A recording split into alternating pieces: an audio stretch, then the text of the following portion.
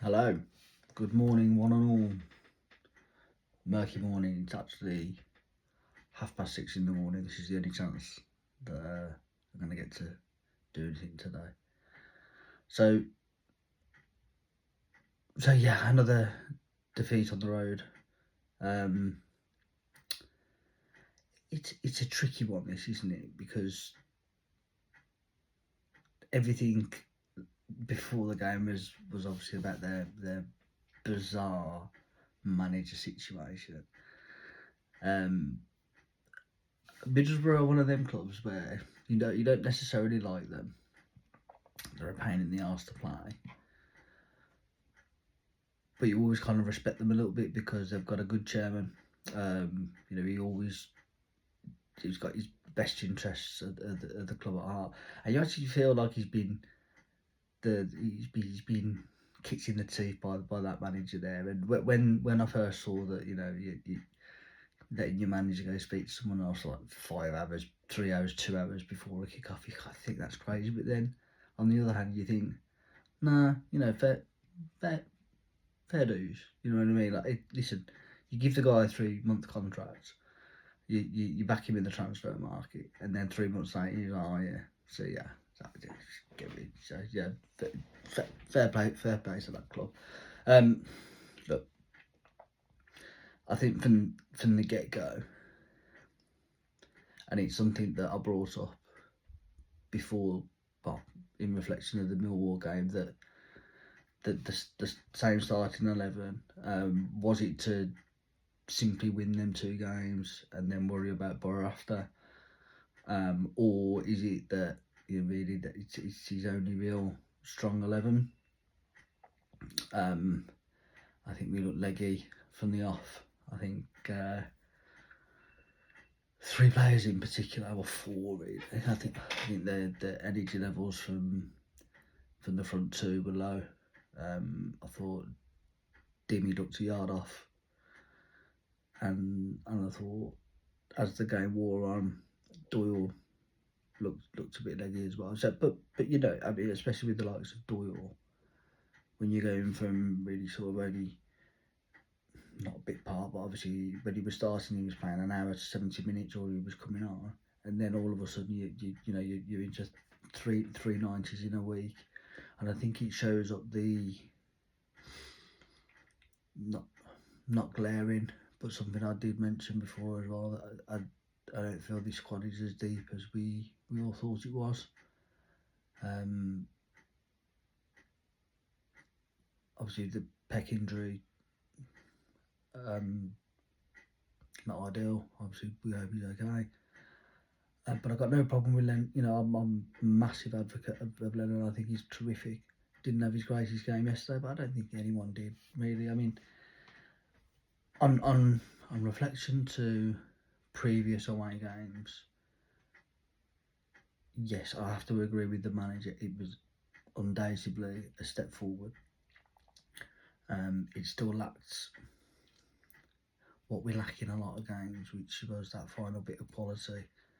I feel that we waste our own time, especially in periods where we're actually on top. There was 3 or 4 times that we handed a bit of momentum back to Middlesbrough.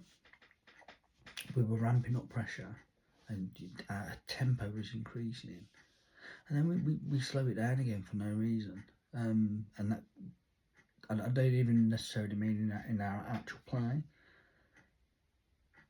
but again, taking corners and free kicks and throw-ins where it just that little, just that little injection of energy in those simple things. When we're not wasting our own time, it tells the opposition that we're coming for them.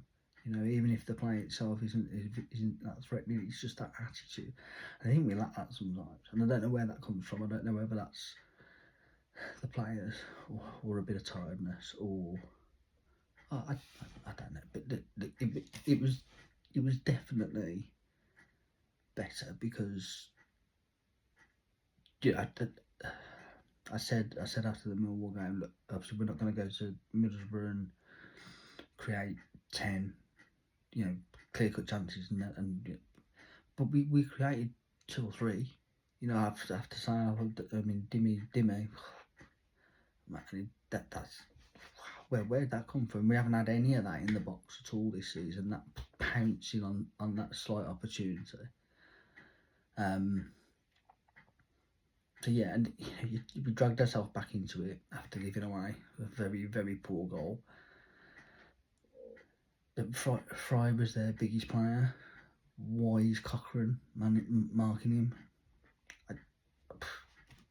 Again, that's one for the set piece coaches, but for Cochrane marking Fry. But I mean, he was just poor all around. That one. But the situation with the aways, when you look closer at our away games, we are on one clean sheet, which is obviously the Preston game, and we have conceded first in every away game apart from the Preston game. Yeah, it's a concern. Without much to change up, the the plaudits for Owasa for the last 2 games have been deserved. However, it's quite easy to play as an attacking fullback when all your team is doing is attacking. I'm not going to criticise him as a right back. He's not a right back. But yesterday, I think and it's not just yesterday, I think we've forgotten that he struggled as an actual right back defending in pretty much most of the games that he's played. They went actually attacked, and again, it's not his fault. I mean, we missed Ethan Laird so badly.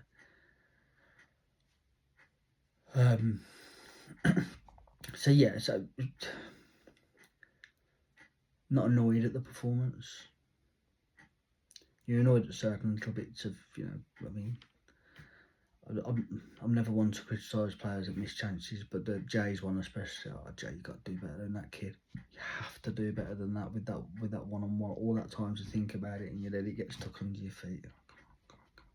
But again, tired legs, tired minds. They've done their job. They've got the 6 points out of 9. We're going into an international break again, so recharge.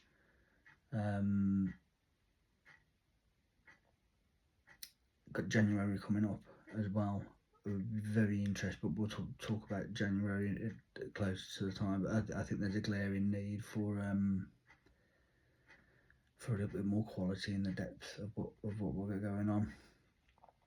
I'm not going to go on about the goalkeeper again. God, he frightens me half to death. I just feel like he's going to cost us a goal at any second.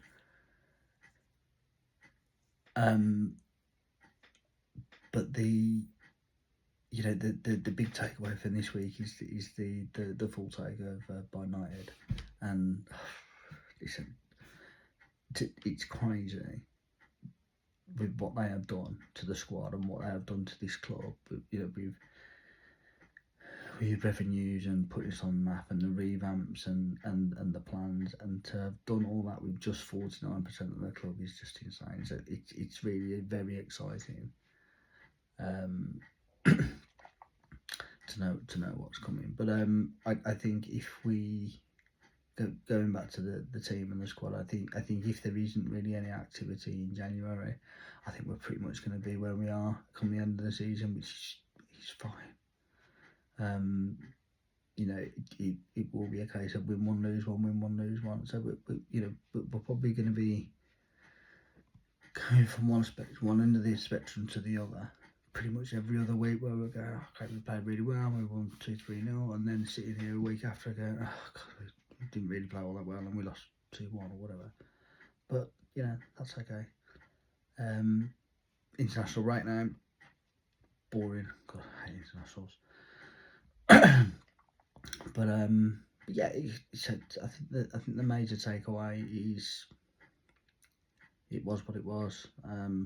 We possibly could have got something out again. Personally, I think we got what we deserved. You can't give away goals like that. I haven't really covered the second goal, but first of all, fair play to the lad happening. That's a very clever thing to do, to just direct that into the corner. But we just stood off. Awata, Doyle and Stanhome didn't go and close the shot, and then all three of them turned their back on it. You don't turn your back on shots. Just rule number one. But any forward, especially forwards, just don't turn your back on shots. But they all did, and it cost us. So, you know, we got what we deserved, because you can't give away goals and then bemoan being the better team. If you give goals away, you're going to lose football matches. You know, I think there's not many times that teams have scored against us this season without us being ultimately our own doing. But yeah, have a good break, everyone. Catch you soon. Bye. Keep on.